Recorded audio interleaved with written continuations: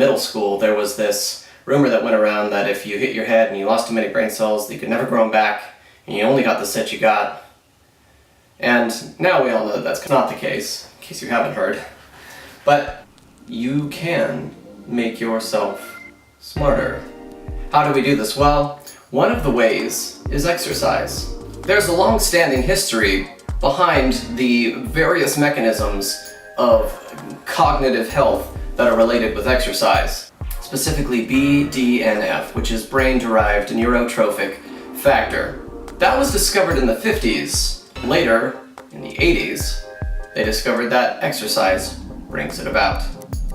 Now, BDNF is really great. I mean, it has a whole list of cognitive benefits. One of which is that it is involved in activity-dependent neuroplasticity. That is, it contributes to the plasticity of your brain given an amount of physical activity. And brain plasticity is important for learning. So the researchers, knowing about BDNF and knowing that in healthy people exercise can really help cognitive abilities, looked at these mentally disabled individuals and thought, well, if we can improve that portion of their disability, they can really experience a better quality of life.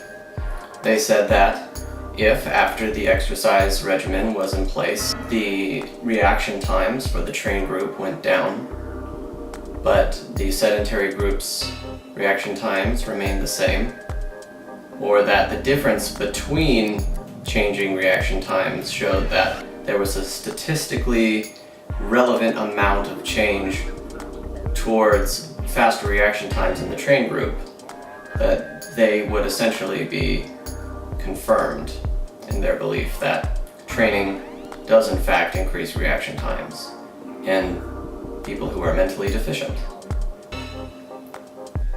So what they did is they assembled 3 groups of individuals.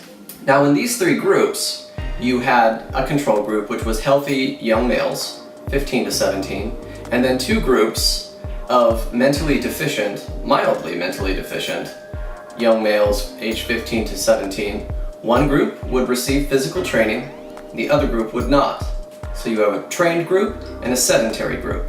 What they noticed is that there was a significant increase in the cognitive performance of the trained group. Now the REACT test that they used, it was computer administered. And this test is kind of like, here's a colored shape, match it with another colored shape in this group. What's even more interesting is that this study found that the trained group ended up having very similar reaction times, while the sedentary group really remained the same.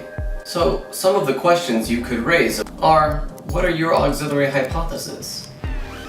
One of which would be all of the theories that are involved in creating a computer.